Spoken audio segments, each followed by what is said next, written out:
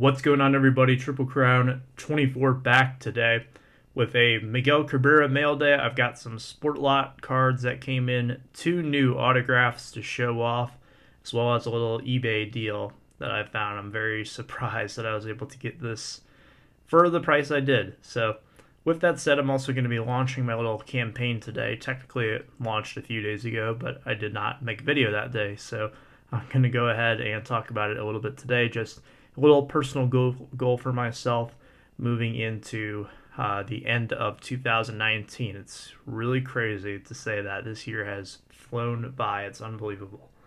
So let me show you really quickly. Here's some of the stuff I've been picking up on Sportlots. These two are different color backs. Just want to point that out.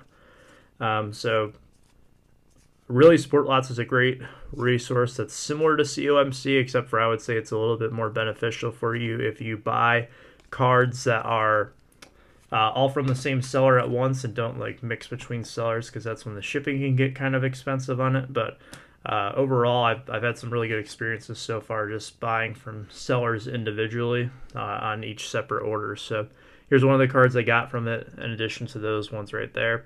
I've got many others, and you'll see that reflected in my count here when I update that in a minute. But I have really tried to plug in some holes in some places in my binder where I'm missing stuff. So you'll see a lot of cards from certain years, and then sometimes I'll throw in a couple of these cheaper relics like this one.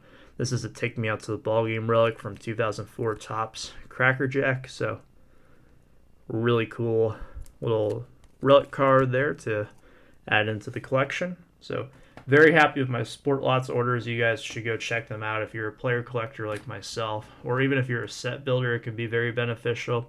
Probably not the best for higher end single cards. I would say that it's not really meant for that, but it's definitely good if you're someone who needs to buy a lot of lower end cards in bulk for whatever objective you may have. It's probably good for team collectors, and I don't really know what else. I think I covered the main points there.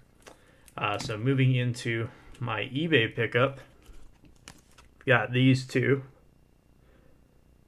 and this is the 2015 Chrome from Heritage. It is numbered to $9.99 on the back, based on the 66 Topps design. I actually am missing the base version, so I'll have to look for that pretty soon. And then I got the black from 2018 Topps. So this is my second black. I was able to get the 2011 one from Eric at the National. Those back pages hooked me up with that, so this will go alongside it. This one is actually the eBay 1-of-1 version. I did not realize that when I bought it, but it is the last one stamped 67 of 67.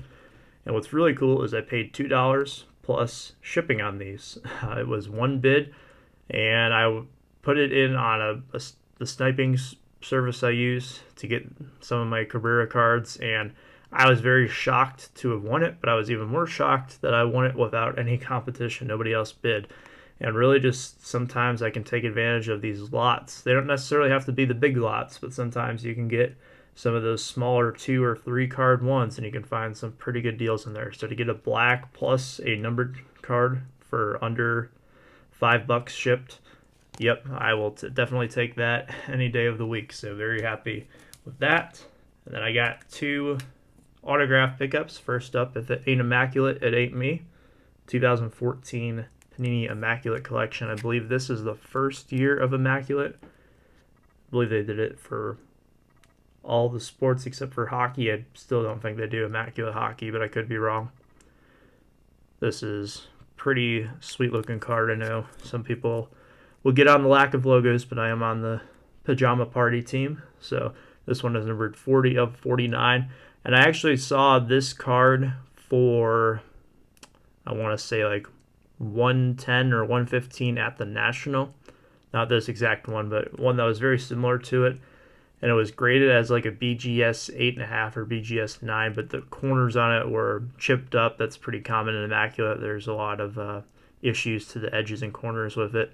I got this one for $50 shipped, so to me that was a much better deal. I'm glad that I did not try to negotiate really on that one that was at the show. I kind of just let it go, and it turned out working out well for me, so that was really cool. This one was a little bit more excited for. I love all my Cabrera cards, but sometimes there are some that are, when you see them, you know you got to have them, and that was the case with this one. I was very surprised I won this one at auction. I thought for sure I was going to get outbid, but this is a 2019 Topps Tribute, which Tribute this year has been fantastic. I think the last few years have been kind of a miss in my opinion.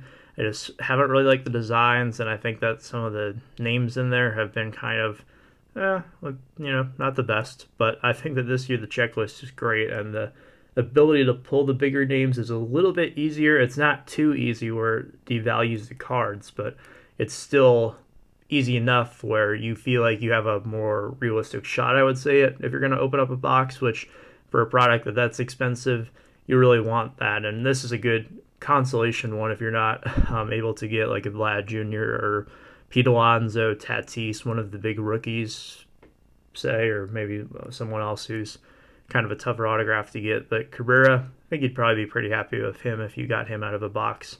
This one is numbered to 60. I really like the pose on it. It's very similar to his 2019 Topps base. In fact, it probably is the same picture now that I think about it, or maybe it's his 2017 Topps. One of the two. Those cards look kind of similar, but really nice autograph. His autographs this year are just second to none. Really well done. He hasn't really signed much in recent years, but he has really been starting to pop up a lot in some of the products lately, especially some of the more recent releases. He has been all over everything. So you saw my count there a little bit earlier on, and I am on my 2K by 2020 campaign now, which means I'm going to be trying to get 2,000 unique Miguel Cabrera cards by the end of this year.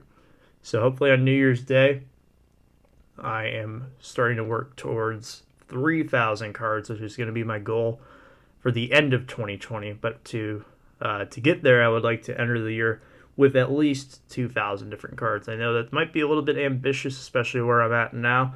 You guys have seen how quickly I've progressed, really, but it is going to get harder just because I've got a lot of the more common stuff, I would say, now. So unless it's a new release, like I think Topps Fire came out this week, and I'm pretty sure he has a base in that.